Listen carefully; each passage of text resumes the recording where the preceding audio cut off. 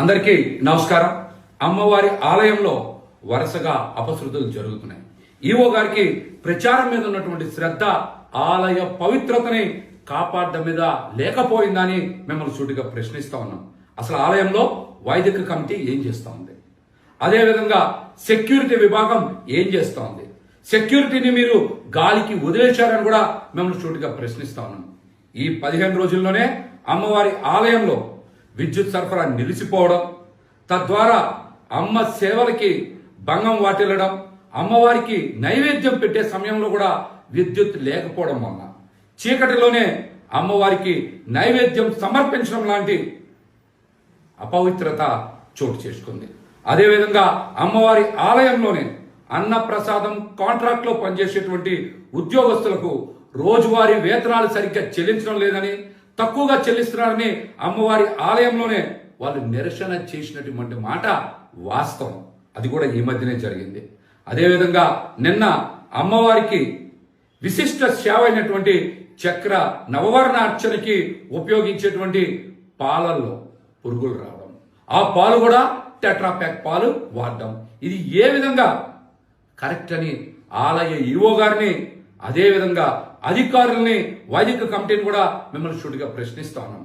అమ్మవారి చక్రనవర్చనకి ఆవు పాలు వాడకుండా టెట్రాప్యాక్ పాలు వాడతారా? అందులో పురుగులు వస్తే మీరు చూసుకోకుండా మరి అభిషేకానికి ఉపయోగిస్తారా? అంటే ఆలయం మీద మీకు శ్రద్ధ లేదని, అమ్మవారి సేవల మీద మీకు శ్రద్ధ లేదని చాలా స్పష్టంగా అర్థమవుతోంది. నిన్న కూడా ఆలయంలోకి డైరెక్ట్గా తీసుకొచ్చి కేక్ కటింగ్ కార్యక్రమం పెట్టారంటే అసలు ఆలయంలో ఏం జరుగుతోంది? సెక్యూరిటీ ఏం పని చేస్తోంది? పోలీసు శాఖ కూడా అవుట్ పోస్ట్ నుంచి వచ్చి ఇక్కడ స్పందించేంత వరకు కూడా మరి సెక్యూరిటీ ఏజెన్సీ ఏం చేస్తోందని ఈవో గారిని సూటిగా ప్రశ్నిస్తా ఉన్నాం. అమ్మవారి ఆలయంలో వరుసగా జరుగుతున్నటువంటి ఈ ఘటనల మీద వైదిక కమిటీ స్పందించాలి.